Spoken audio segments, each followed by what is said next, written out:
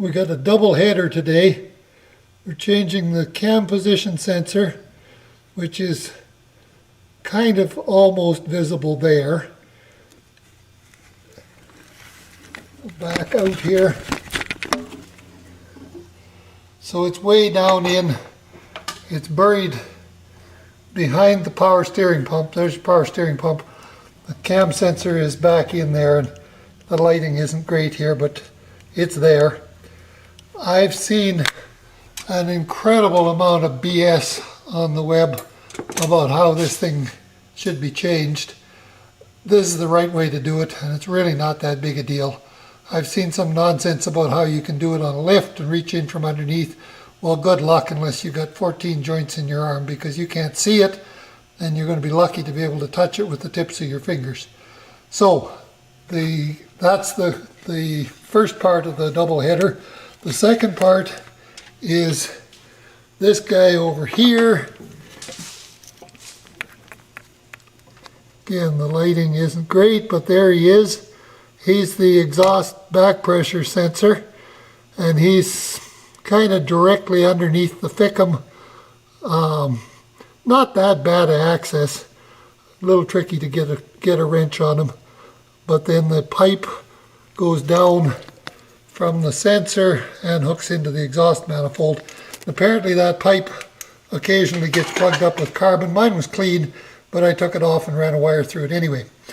Now the steps, you want to take the lower rad hose off. So I drained the coolant last night. I just took the top off the degas bottle and let it run overnight.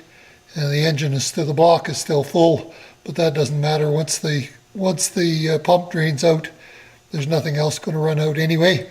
And you also have to take this guy off, the return line from the charge air cooler. I like to take the line off of the degas bottle. This one right here, he goes on there, and he's majorly in the way when you go to take the air filter out. And the air filter, I've seen guys struggling with this on videos. The air filter, there's only one right way to deal with these air filters. They come out as a complete assembly. Do not, under any circumstances, ever take them apart unless you're actually changing the filter. So that, I'll show you a video of it going back in. It's a little bit of a struggle, but it does go back in relatively easily, and a hell of a lot easier than if you take the son of a gun apart. The only other removal is the battery tray, which is that guy right there, and he normally sits, surprisingly enough, underneath the battery, right in there. There's a couple of bolts there and two in the bottom. I forget what size they are. I'm going to say they're 14, but they might be 13. That's about it.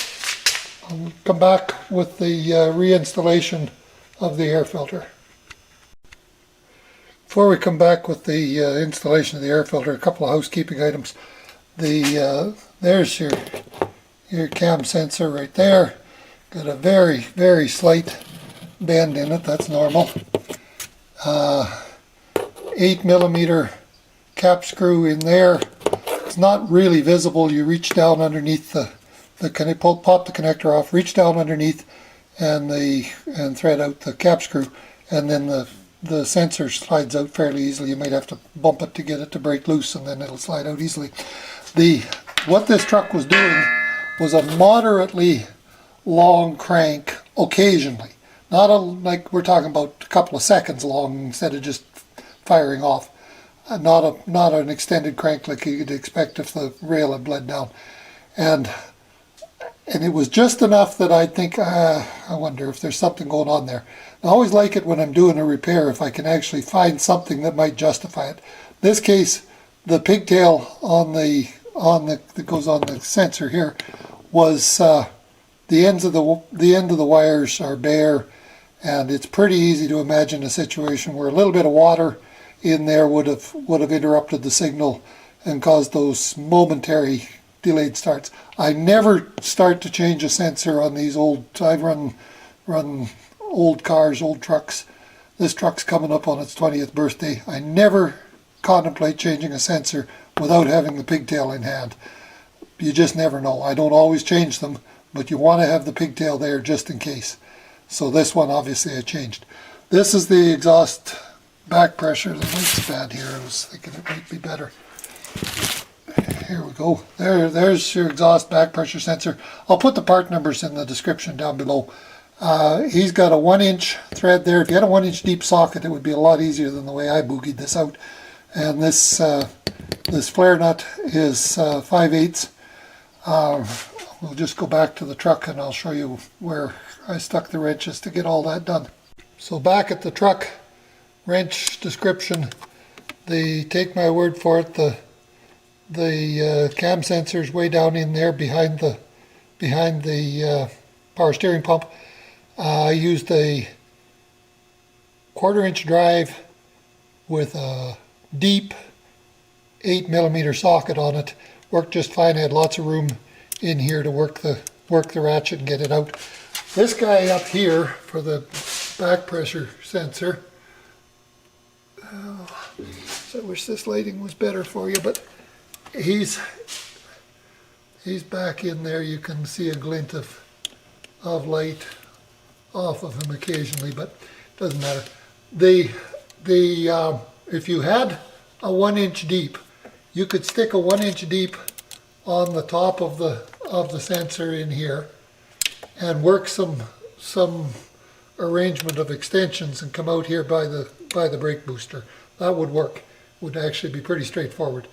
I got a 1-inch combination onto it and was able to hold the sensor and then used the 5/8 combination to turn the flare nut. It's tight, but it's with all this other nonsense out in the front here, it's actually relatively easy access. If you were really, really motivated, you could take this off unless you have the original factory version of this, which is a plastic assembly, which will pretty much break when you look at it. I changed this one out about a year ago for a metal replacement. I wouldn't be afraid to take it apart, but if you still got the Ford factory plastic version, stay away from it, because that son of a gun will break just with thinking about it.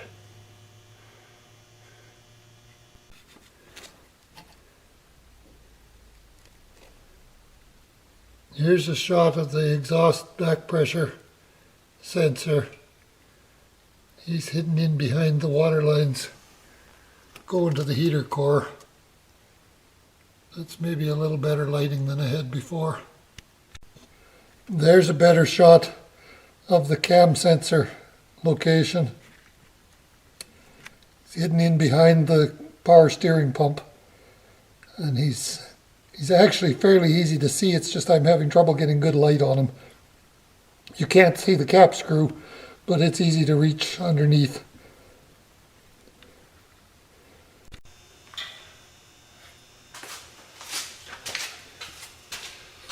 Okay, pro tip, when you're putting this guy back in, it's easy to forget this little guy here. Get it all bolted back into place, and then oops, gotta start over. Put this one in, so just remember that this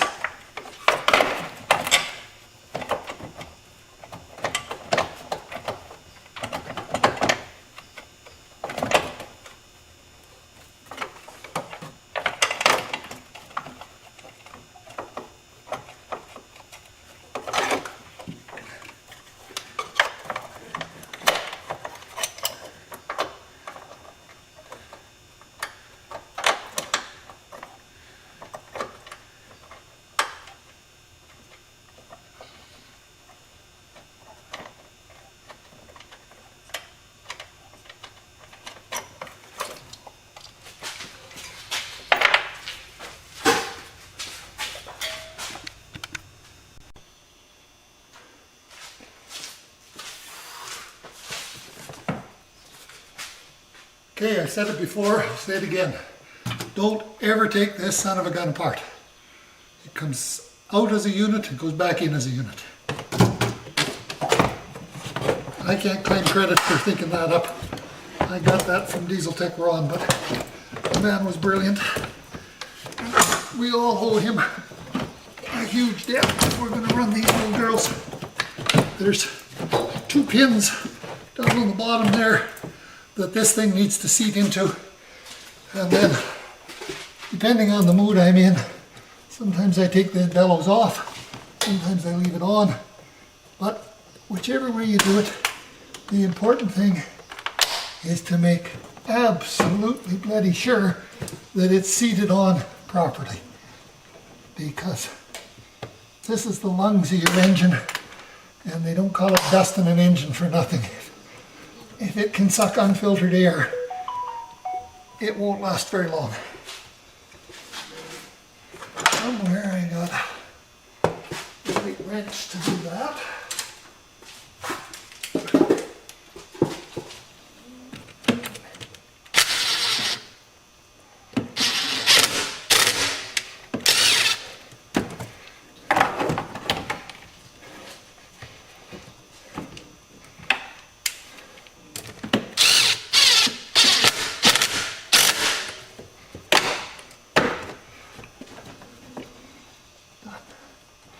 Just feel around there, make sure it's seated properly. Hook the overflow back up.